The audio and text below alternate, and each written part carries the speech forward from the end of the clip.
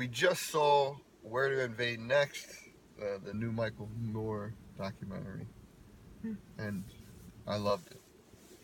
It was fantastic. I was so glad I went. Yeah. Very thought-provoking and very moving, and left me filled with possibility and hope, and also left me feeling like, yeah, there is something I can do. That people that care, if they take some action, that they can change the world. It was very uplifting, that movie. Yeah, for me it was like important to see. You know, it's like rarely do I see like somehow Michael Moore, and I know a lot of people. He's very diversive. Some people don't like him at all, but rarely like sometimes his movies they get me so like aware of what's possible and like where we should be headed that it's really moving. I cried in this movie about 5 times, which is like you know say I'm whatever about that, but you know they talk about these children getting what they need to learn and how they care about their kids and how much these teachers care about their kids and the freedom in which they're given to teach these kids. And I can't help but think like I would want that for my kids, and I wish I had that. And I got moved by that. And then they went to Iceland and they talked about their prison system, and Norway. Norway. I was moved by that father. Yeah, and they interviewed one of the fathers of the children that were murdered, and they said, "Would you, you know, obviously the maximum sentence there is 21 years, and the guy killed 54 children. I don't even know how I feel about that. I kind of feel like there shouldn't be 21 years, but You mean it should be longer? it should be way longer. Maybe the thing death about penalty. it is, yeah. No, but listen to me. And then they interview but then they interview the father, and they say, wouldn't you want to kill him? He killed your son. Wouldn't you want to kill him? He goes, no, I'm not going to lower myself.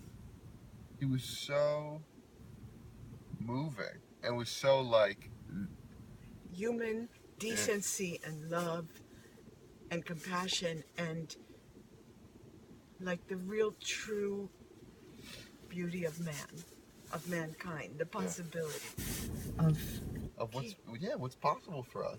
Like we're not like some revengeful savage animals. We have a consciousness, and it allows us infinite possibilities, and there's so much out there. And so one of the things is, you know, the film in itself is critical of some of the things in the United States, but it also tells us that the ideas that other countries are implementing that are amazing ideas and working started here. It started in the United States. And so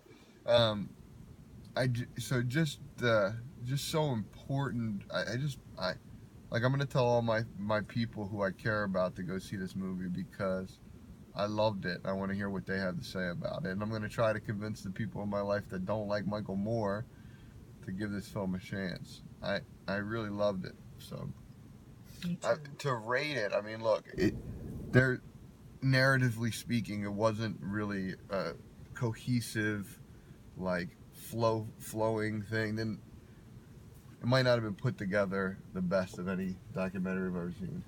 You know, I mean, there were some stalled moments. Yeah.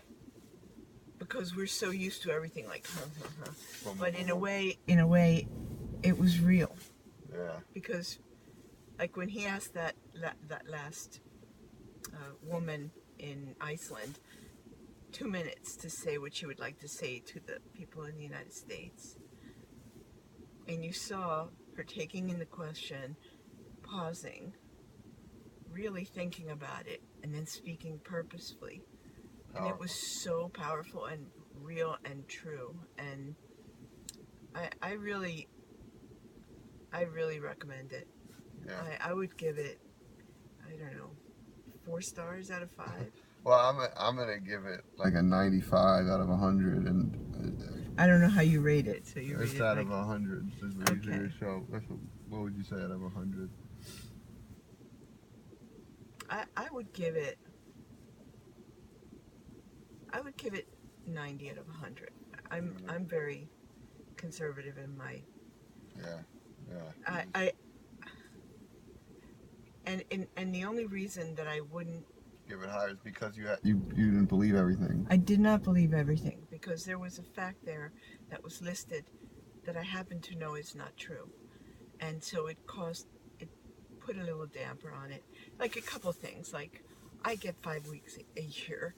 I have 10 sick days. I have So they talk about amount of vacation other people get. other, like I work in, for a company in Philadelphia, and you accrue more and more and more. I mean, they're not required by law, and that's true. Right. That was fact number one, and the other fact was.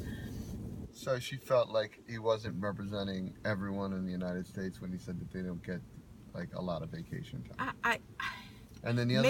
Maybe I'm part of the elite. Maybe I'm part of the elite, and so I don't. You don't see what. I don't see. Well, most of the people work at in minimum wage jobs in the country, and they get 1 week, 2 weeks if they're lucky, and They're required to get sick day though, aren't they? yeah, but they're not paid.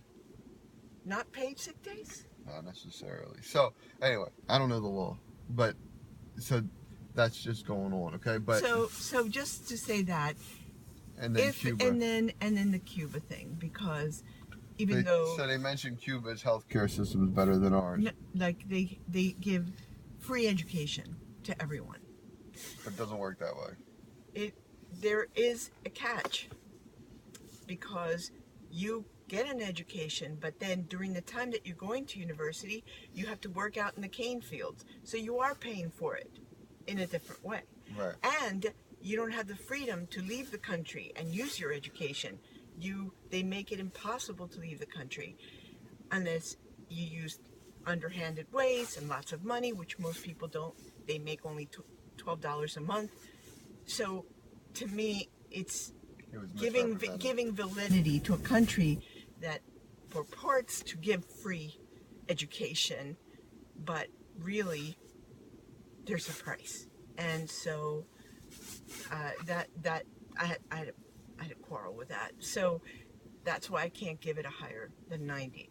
But there was so much of it was incredibly empowering and inspiring that I had to give it a 90.